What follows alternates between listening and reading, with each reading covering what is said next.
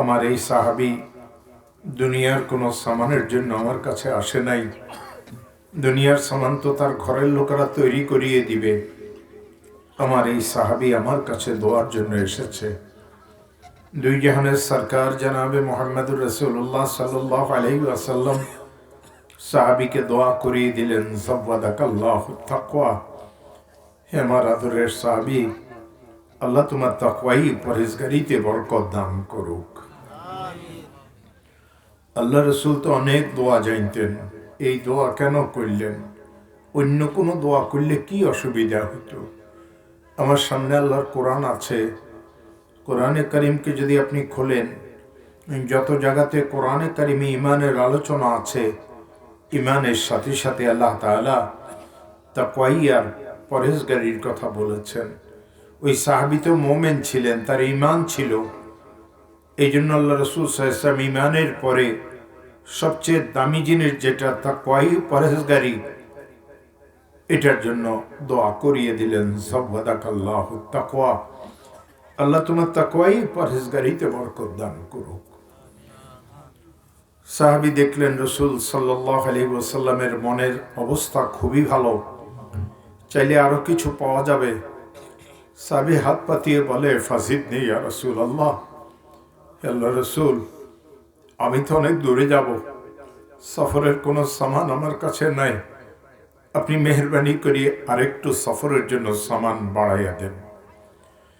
আল্লাহ রসুল সাল্লাল্লাহু আলাইহি ওয়াসাল্লাম ওই সাহাবীকে 2 নম্বর দোয়া করলেন, ওয়াগাফারা যামবাক, আল্লাহ তোমার গুনাহ খাতাকে মাফ করিয়ে দেখ। ও আমার প্রিয় ভাইয়েরা, জান্নাতে যাওয়ার জন্য একটাই মাত্র শর্ত, আলেম হোক, মৌলানা হোক, মুফতি হোক, ইমাম হোক, খতিব হোক, কাজী হোক, গাজী হোক, পীর হোক, যেই কেউ হোক, জান্নাতে যাওয়ার শর্ত একটা, সেটা হলো তার গুনাহ মাফ হয়ে যাওয়া। গুনাহ মাফ হবে, জান্নাতে যাবে। গুনাহ মাফ হবে না, জান্নাতে যেতে পারবে না। এই জন্য আল্লাহ রসুল সাল্লাল্লাহু আলাইহি ওয়াসাল্লাম তার প্রাণপ্রিয় সাহাবীকে 2 নম্বর দোয়া করিয়ে দিলেন, ওয়াগাফারা যামবাক, আল্লাহ তোমার গুনাহ খাতাকে মাফ করিয়ে দেন। ও আমার প্রিয় ভাইরা, এই মজলিসে আমরা এমন অনেক আছি যাদের আব্বা আম্মা 2 জনের একজনও নাই। এমন অনেক আছি আব্বা আছেন আম্মা নাই। এমন অনেক আছি আম্মা আছেন আব্বা নাই। আব্বা জানের যেদিন ইন্তেকাল হয়েছিল আমরা অনেক কেঁদেছিলাম। কাঁদাটাই স্বাভাবিক। আপনজনদের কান্না, আত্মীয় স্বজনদের কান্না, পাড়া প্রতিবেশীদের কান্না, বন্ধু বান্ধবদের কান্না, শুধু কান্না আর কান্না। মামারা, ফুফারা, খালুরা অনেক দূরে থাকেন। আব্বাজানের মৃত্যুর সংবাদ শুনিয়ে তারা যখন আসলেন আমাদেরকে সান্ত্বনা দেওয়ার জন্য, জানাজাতে শরীক হওয়ার জন্য, আমরা মামাদেরকে ধরিয়ে অনেক কেঁদেছি। মামা, তোমরা তো অনেক দূরে থাকো, আমরা তো অনেক ছোট, আব্বাজান তো চলিয়ে গেলেন, আমাদের দেখাশোনা কে করবে? মামাদেরকে দেখার পরে কান্না আরো বাড়িয়ে গিয়েছিল। ও আমার প্রিয় ভাইয়েরা, এই কান্নাকাটির মাঝে এক সময় আব্বাজানকে আপন জনেরা ঘর থেকে বাহির করে। আব্বাজানকে যখন ঘর থেকে বাহির করা হয়, আবার নতুন করিয়ে কান্নার রোল শুরু হয়। সবাই এই কথা বুঝে আর কোনোদিন আব্বাজানকে ঘরে প্রবেশ করানো হবে না। চিরদিনের জন্য তিনি এই ঘর থেকে বের হয়ে যাচ্ছেন। এক সময় আপন জনেরা আব্বাজানকে পর্দার ভিতরে নিয়ে যায়। বড়ই পাতা দিয়ে গরম পানি করা পানিতে আব্বাজানকে গোসল দেওয়ানো হয়। এক সময় গোসল দেওয়ানো শেষ হয়, শরীরটাকে মুছে দেওয়া হয়। পর্দা ফাঁক করিয়ে আওয়াজ দিয়ে বলে, গোসলের কাজ শেষ করেছি, কাফনের কাপড় বাড়াইয়ে দাও। এক সময় আব্বাজানের জন্য কাফনের কাপড় বাড়াইয়ে দেওয়া হয়। আব্বাজানকে সাদা কাফনের কাপড় পরাই দেওয়া হয়, আতর কাফুর লাগাই দেওয়া হয়, পর্দা খুলে দেওয়া হয়। আব্বাজানের লাশটাকে বাড়ির উঠোনে আঙ্গিনাতে নিয়ে আসা হয়। আবার নতুন করিয়ে কান্না শুরু হয়। ঘরের ভিতরে থেকে মেয়েরা চিৎকার করিয়ে কাঁদে আর বলে, আব্বাজানকে একটু ঘরের ভিতরে নিয়ে আসো, জীবনের শেষ দেখা তাকে একটু দেখে নেই। মুরব্বীরা বলেন, অনেক দেরি হয়ে গেছে, জানাজার জন্য লোকেরা অপেক্ষা করবে না, তোমরা সবাই ওনাকে মাফ করে দাও, তার মাগফিরাতের জন্য দোয়া করো। এই কান্নাকাটির মাঝে এক সময় আব্বাজানকে আপন জনেরা কাঁধে উঠায় নেয়। আব্বাজানের লাশটাকে বাড়ির উঠানে আঙ্গিনাতে নিয়ে আসা হয়। আমার প্রিয় ভাইরা, আজ আব্বাজানের জন্য চির বিদায়ের একটা অনুষ্ঠান হবে। ইসলাম ধর্মে এই অনুষ্ঠানকে জানাজার নামাজ বলা হয়। এই নামাজের জন্য আল্লাহ রসুল একটা দোয়া শিখাইলেন। রসুল এই কথা বুঝাই দিলেন, আমার এই মুর্দার উম্মতের জন্য, তোমাদের এই নিকটতম আত্মীয়ের জন্য আমি রসুল এর থেকে ভালো কোনো দোয়া জানি না। আমি রসুল যদি এর থেকে ভালো কোনো দোয়া জানতাম, তার চিরবিদায়ের অনুষ্ঠানের জন্য আমি সেই দোয়াটাই তোমাদেরকে শিখাইতাম। রসুল কি শিখাইলেন? আল্লাহুম্মা গফির লিহাইয়িনা ওয়া মাইয়িতিনা ওয়া শাহিদিনা ওয়া গায়িবিনা ওয়া সাগীরিনা ওয়া কাবীরিনা ওয়া যাকারিনা ওয়া উনসানা ওয়া যাকারিনা ওয়া উনসানা। আল্লাহ আমাদের জীবিতদেরকেও মাফ করে দাও, আল্লাহ আমাদের মুর্দাদেরকেও মাফ করে দাও, আল্লাহ আমাদের উপস্থিতদেরকেও মাফ করে দাও, আল্লাহ আমাদের অনুপস্থিতদেরকেও মাফ করে দাও, আল্লাহ আমাদের বড়দেরকেও মাফ করে দাও, আল্লাহ আমাদের ছোটদেরকেও মাফ করে দাও, আল্লাহ আমাদের পুরুষদেরকেও মাফ করে দাও, আল্লাহ আমাদের মহিলাদেরকেও মাফ করে দাও। এই দোয়ার পরতে পরতে রসুল কেবল মাপ চাইলেন, মাপ চাওয়া শিখাইলেন। রসুল বুঝাই দিলেন, ও আমার উম্মত, মাপ চাওয়ার থেকে, মাপ পাওয়ার থেকে কোনো বড় কোনো সম্পদ নাই। তোমরা মাপ চাও, মাপ চাও, মাপ চাও, মাপ চাও, মাপ চাও। এই জন্য আল্লাহ রসুল সাল্লাল্লাহু আলাইহি ওয়াসাল্লাম তার ওই আদরের সাহাবীকে 2 নম্বর দোয়া করিয়ে দিলেন, ওয়া গাফারা যামবাক, আল্লাহ তোমার গুনাহ খাতাকে মাফ করিয়ে দেন। সাহাবী দেখলেন রসুলের মনের অবস্থা খুবই ভালো। সামনের দিকে এইভাবে হাত পাতে আর বলে, ফাজিদনি ইয়া রাসূলুল্লাহ, হে আল্লাহ রসুল, আমি তো অনেক দূরে যাব, মেহেরবানি করিয়ে আমাকে আরেকটু সামান বাড়াইয়া দেন। 2 জানের সরকার মুহাম্মদুর রাসূলুল্লাহ সাল্লাল্লাহু আলাইহি ওয়াসাল্লাম তার আদরের সাহাবীকে 3 নম্বর দোয়া করিয়ে দিলেন, ওয়াইয়াসসারা লাকাল খায়রা হাইসুমা কুনতা।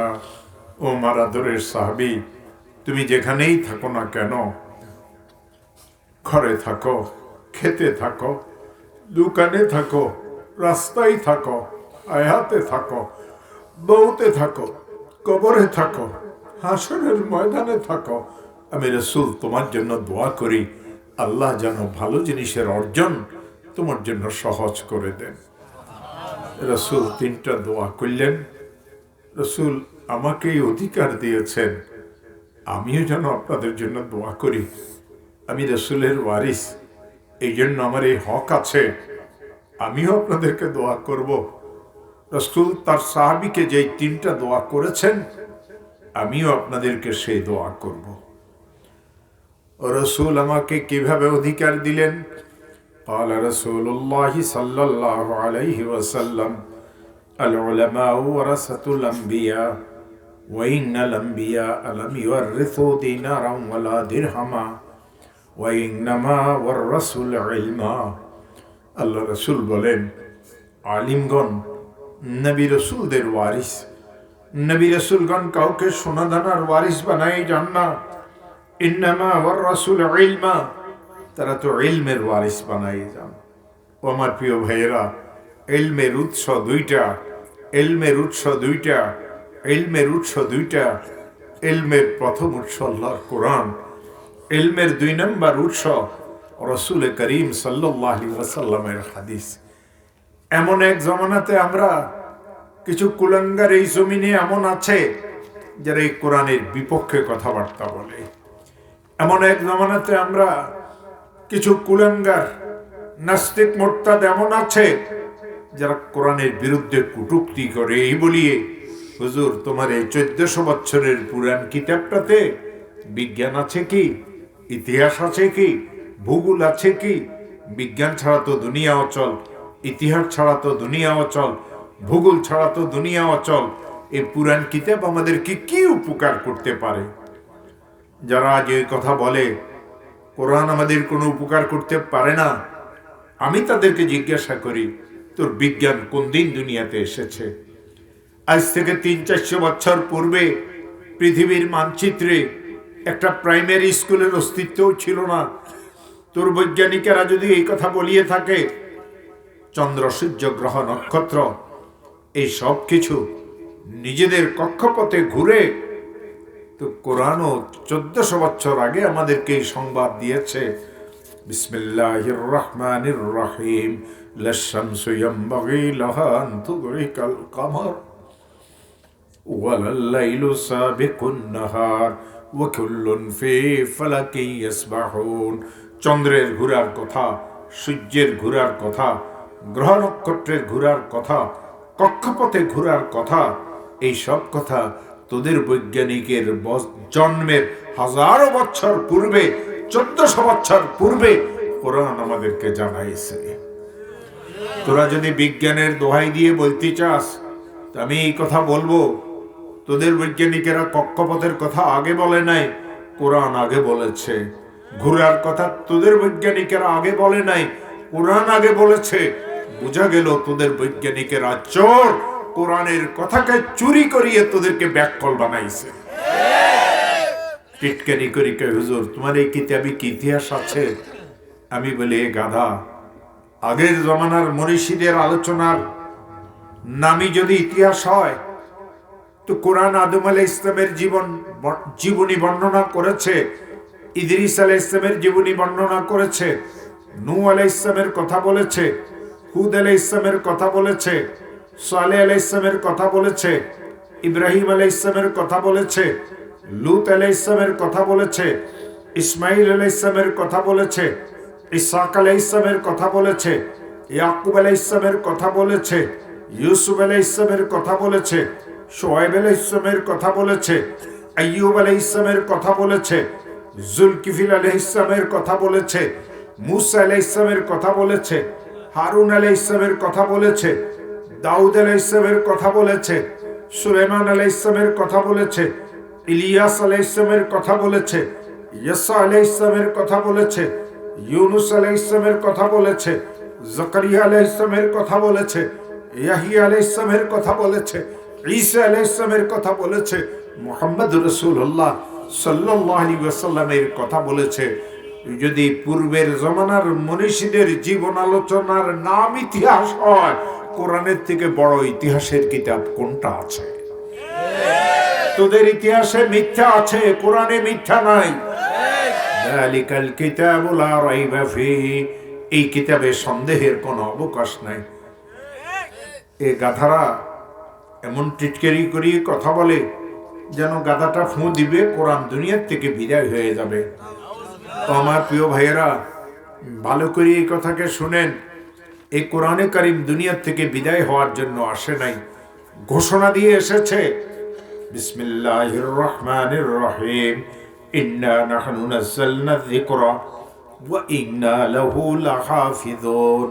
এই নসিহতের কথাকে আমি আল্লাহ নাজিল করেছি, এর হিফাজতের জিম্মাদার আমি আল্লাহ।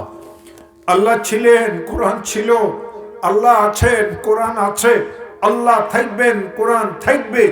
নাস্তিক মুরতাদদের আস্ফলনের কারণে কোরআন কোনোদিন দুনিয়া থেকে বিদায় হবে না। কেন হবে না জানেন?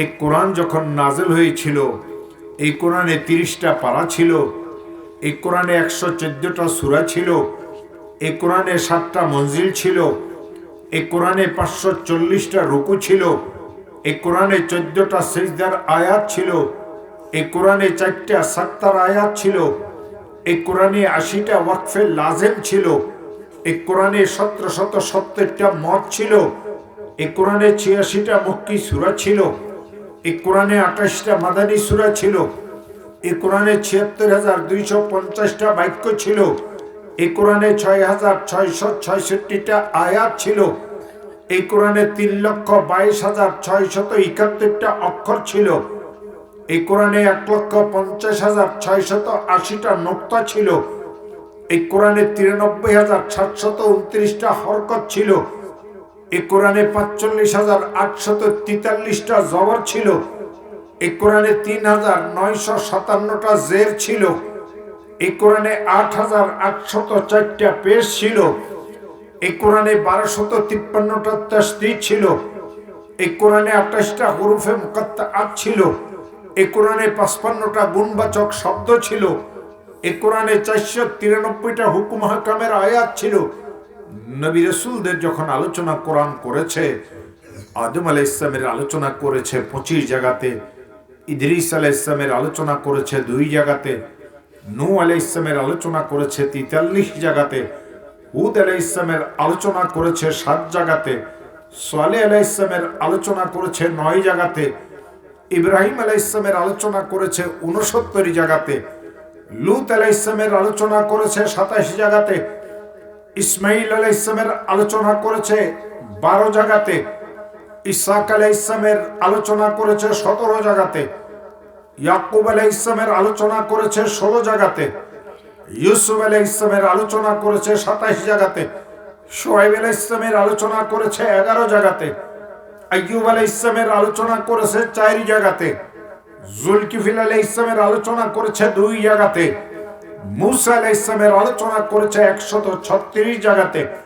হারুন আলাইহিস সালামের আলোচনা করেছে ২০ জায়গাতে, দাউদ আলাইহিস সালামের আলোচনা করেছে ১৬ জায়গাতে, সুলাইমান আলাইহিস সালামের আলোচনা করেছে ১৭ জায়গাতে, ইলিয়াস আলাইহিস সালামের আলোচনা করেছে ৩ জায়গাতে, ইয়াসা আলাইহিস সালামের আলোচনা করেছে ২ জায়গাতে, ইউনুস আলাইহিস সালামের আলোচনা করেছে ২ জায়গাতে, জাকারিয়া আলাইহিস সালামের আলোচনা করেছে ৭ জায়গাতে, ইয়াহিয়া আলাইহিস সালামের আলোচনা করেছে ৫ জায়গাতে, ঈসা আলাইহিস সালামের আলোচনা করেছে ২৫ জায়গাতে। দুই জাহানের সরকার জনাবে মুহাম্মদুর রাসূলুল্লাহ সাল্লাল্লাহু আলাইহি ওয়াসাল্লামের মোবারক আলোচনা করেছে ৪ জায়গাতে।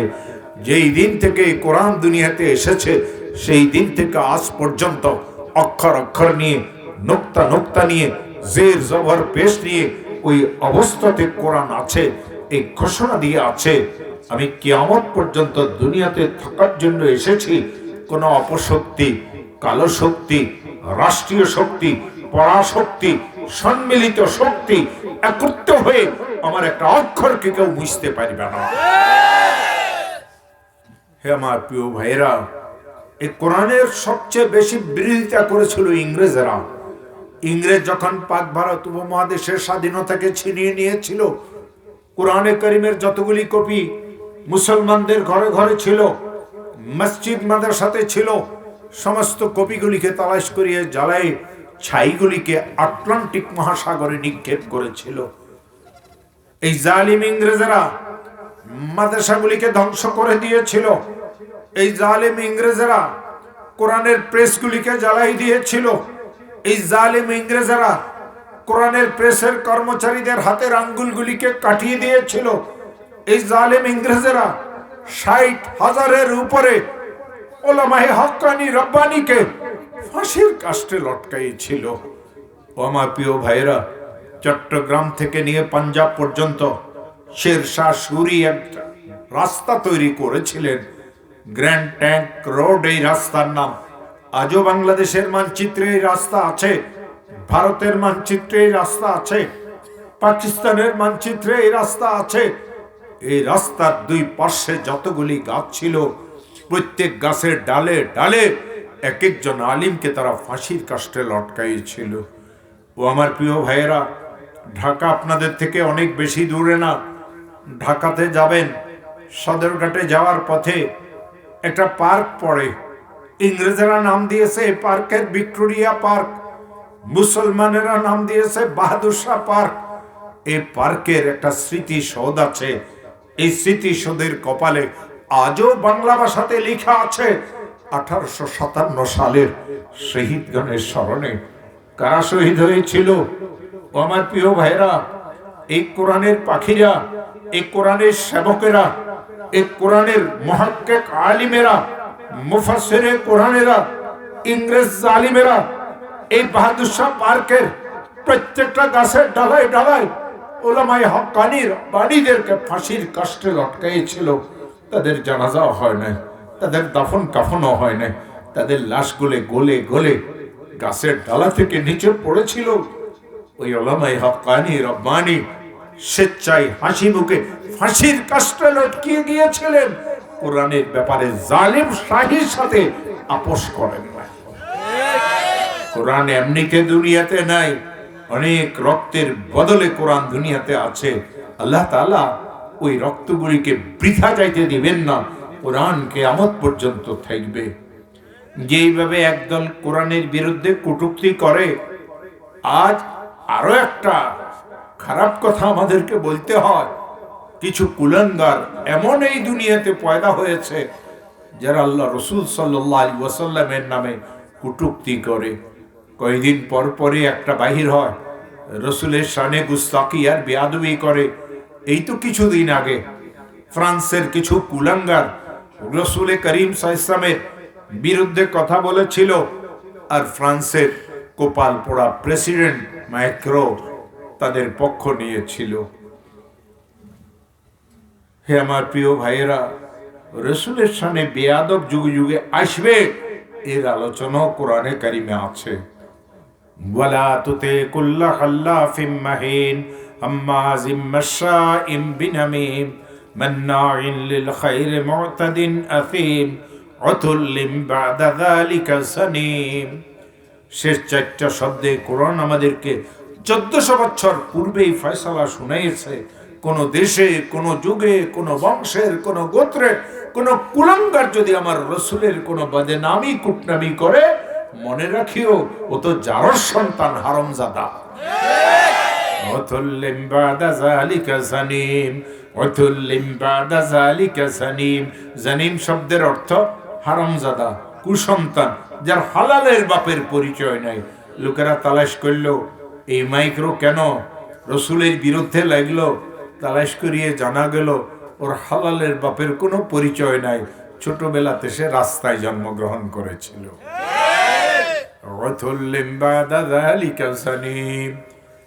আবার একদল এমন আল্লাহর বিরুদ্ধে কথা বলে, আর একদল রসুলের বিরুদ্ধে কথা বলে, আরেক দল কোরআনের বিরুদ্ধে কথা বলে, আরেক দল হক্কানি রব্বানি আলিমদের বিরুদ্ধে কথা বলে। আমার প্রিয় ভাইরা, ওইসব দুঃখের কথা আমি আপনাদেরকে বলবো না, আমি কেবল এতটুকু কথা বলি, ইলমের উৎস দুইটা। এক নম্বর আল্লাহর কোরআন, কোরআন সম্পর্কে আমি খুব সংক্ষেপে আলোচনা করেছি। দুই নম্বর ও রাসূল করিম সাল্লাল্লাহু আলাইহি ওয়াসাল্লামের হাদিস শরীফ। এই হাদিস শরীফের মধ্যে সবচেয়ে বড় কিতাবের নাম বুখারী শরীফ। আসফুল কিতাব বাদা কিতাবিল্লাহ আল জামিউস সহিহ লিমুহাম্মদ ইবনে ইসমাঈল আল বুখারী।